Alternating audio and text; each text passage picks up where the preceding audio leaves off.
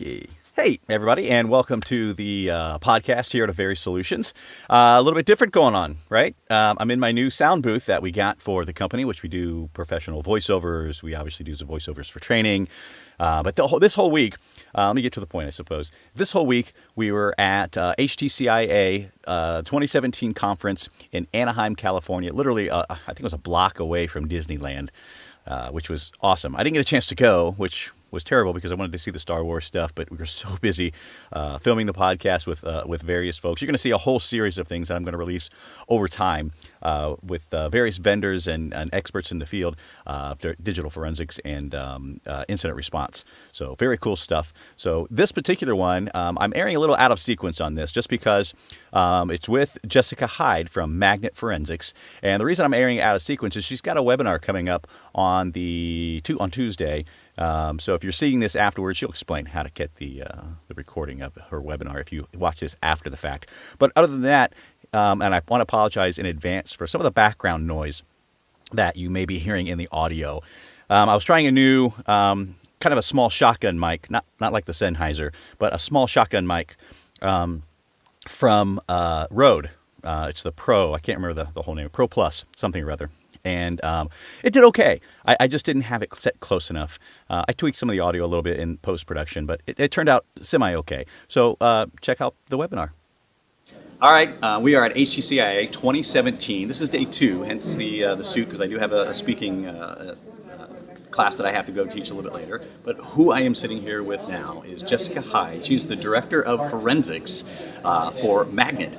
So we're going to talk to her about a few things that they have in the works. And now I have a little insight in it because I saw it last conference. One of the new things, I usually don't like to say the new things to last, but this is really cool. Even nerdy me, I mean, it got me excited.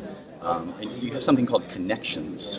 Right. What is Connections for someone who's never seen it? So what we're trying to do is take the underlying attributes of artifacts and correlate them so that you can get the full picture story of what you're looking at. So what this means is if you have a file and you want to know where did it come from, where did it go, how did it get there, was it viewed, what we're going to do is allow you to go in on an individual attribute like the file name or file path and then look at all of its correlating artifacts based on that.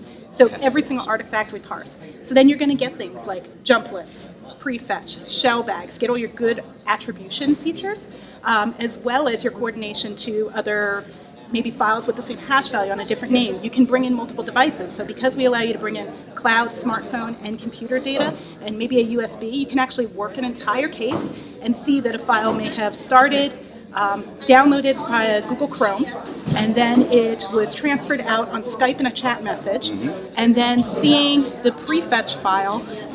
I mean, it is amazing to be able to see those coordinations quickly in a graphical interface. I used to draw these things out by hand. Yeah. Right. When I saw this, it's a graphical interface. I mean, I like to see things, right? I don't like to read through these long charts and all this stuff. I mean, you have to sometimes, but it's just amazing how you did it. You literally linked everything together, and you can trace this file to where it went, how it came. I mean, and you can put those amazing. out into your reporting as well, right? You can print out that beautiful picture that shows you how things correlate. It makes way more sense to a jury. I've drawn these by hand, right? We've all done it. We've all sat there and spent a week working through a case, multiple pieces of evidence, tying together all of the things about that file of interest, where it came from, where it went, how was it attributed, what was it viewed with, and you're using all those artifacts, and we tie it together for you in a picture and let you explore that way. It's also even great for teaching junior examiners how to find the important attributes that correlate.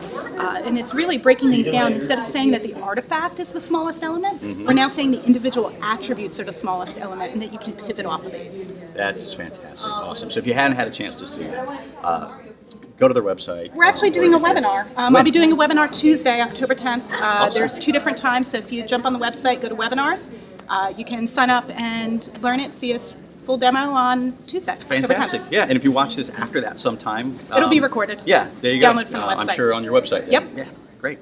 So also, you've also recently added something that really helps examiners, especially with iOS 11. Right. And pulling cloud data, which is pretty much essential now if you're doing forensics. Absolutely. Talk a little bit about that. Right, yeah. So this all came out 2 weeks ago. We did our big 1.2 launch, and not only did we bring out Connections, but we brought out cloud, and we're doing most of your big cloud things. So iOS, we're doing Dropbox, we're doing Google, we're doing Twitter. And if you have authorities and you have the credentials, you can go ahead and now pull that data down from the cloud. And when you do that, one of the issues right now with iOS 11 is going to be the trust mechanism, right? Yes. So when you do an iTunes backup, even if you had fingerprint, you could compel a fingerprint, you might not be able to compel a passcode. And now to put in a trust on iOS 11, you have to put in a passcode. Well, one of the ways that we can deal with this is by doing cloud acquisition, and maybe you're able to pull some of that information, such as reused emails and passwords from other devices or other information, such as maybe a computer, and then you can have access to that data, which is a win any rate, right? Because you're going to get way more data out of a cloud backup than you will, let's say, a decrypted iTunes backup. So you have opportunities for more data, and you have opportunities potentially for acquisition depending on your permission level. I actually was putting together some sample data in the middle of the night running a case, and I pulled in, I had a cloud encrypted backup, and I realized it was the middle of the night, I was trying to process something to test something, I didn't have the password, and I actually just went through the test case, found the Gmail account, the password used for that, and said, maybe this is the iTunes account, and was able to actually, even on my test data, pull the data that way, and I was like, that's more real life anyway. Awesome, yeah, absolutely, that's great. It's amazing. So, I mean, there's so many challenges for forensics examiners today. I mean, I have a love-hate relationship with Apple, right? I mean, everything I own is Apple. My phone, I have computers, Apple. But they're making things really, really difficult with that. Do you see, and I'm going to kind of throw a spin question at you that I didn't ask ahead of time, I apologize. Oh, okay. Where do you see kind of the main challenges for investigators, and where do you see the industry of forensics having to move towards? You know, it's really interesting. I think, one, we're going to have more data on the cloud, less data stored on devices. I think, so we're going to have to deal with the APIs, and one of the interesting things about the APIs is even when we come up with ways to pull data from them, they can change, right? Some of the APIs are also going to require two-factor authentication. That's going to be a challenge. Beyond cloud data is the constant challenge, right? If you look at the Google Play Store and the iTunes, you're going to have over 4 million apps, probably closer to 5 million right now in the market. If you took every single mobile forensics tool manufacturer, commercial vendor, we only support probably around 400 unique applications total between all of us. I'm not talking about different versions, I'm talking unique applications, and I might even be stretching that. And so when we think about the fact that that's a very small fraction of a percent of the applications out there, we really need examiners to know how to find additional data, how to look at permissions and manually figure out where there's new data, and then that brings us into being able to write your own artifacts and parse them. So one of the things you do great, Kevin, is you teach Python forensics, right? You segued this for me, thank you. Well, you do Python forensics, right? And you teach this, and we know that's integral. So actually we, slightly a little bit long ago, right before 1.2 and 1.1, we actually integrated an API to write your own custom artifacts, which you have to know how to find the data your tools are going to miss. I am a strong believer in going beyond the tool for that examiner, and you open that door wide open. And for people fantastic. Where Python's a little bit of a barrier of entry, we allow you, if it's just a grep, or it's a header footer, or if it's a SQLite database, we let you write that in XML. I can do most XML artifacts if I just looked at the SQLite database in about 3 minutes, and then I can run it every time I run a case and it gets parsed. We even have an artifact exchange where people from the community can post them. You can also pull them down. Even if you're not an Axiom user, pull them down, pull out the fragments, and poof, you have the Python script or the SQL query that you need to parse that artifact. That's awesome. So I don't even need to own the product. You don't even need to open the product. Here's the community. Here's the community. You do have to create a login, but you don't have to be a user to create a login. Sure. That's just to protect. But you can pull them down, and we've got people from the community contributing artifacts. We got permission to rewrite some of the artifacts from great people like Cheeky Forensics Monkey, Mario DeGrazia, Sarah Edwards, who have great artifacts out there, things we didn't support, and with their permission we converted them, put them into the API, obviously giving them credit, and they can be downloaded. Well, that's awesome that you guys do that. Have an open community. Open community to share artifacts. Solve the problems that examiners are running across data. It's like, oh no, what's this app?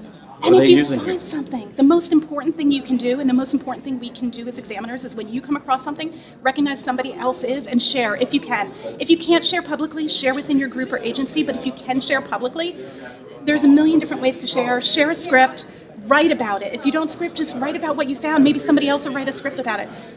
Write a presentation, at least tweet about it. I found, David Cohen the other day talked about all these different ways that shell bags are formed, gave 5 different ways, 3 of which I didn't know about. I was like, oh my gosh, I have to go review all the cases.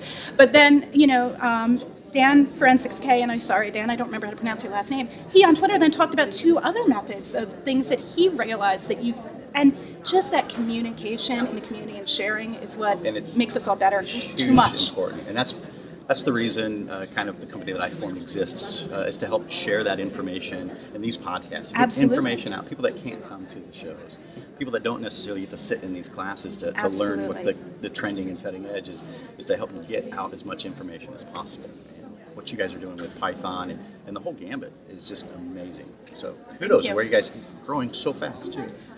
Congratulations to that. It's awesome. It's been a really, really fast year and a half since Axiom originally came out. Yeah, so it's changed drastically. It doesn't if you seem saw like it's been that 1.0, long. it's a different product. Like, really, it is. Yeah. Great. Well, hey, thank you. I know we started off first thing in the morning here at the conference, and I drug her. I said, come on, first thing in the morning. It's okay. It's East Coast time for us. Yeah, that's right. So we're good. Well, hey, thank you very much. Oh, thank you. It. Have a good one.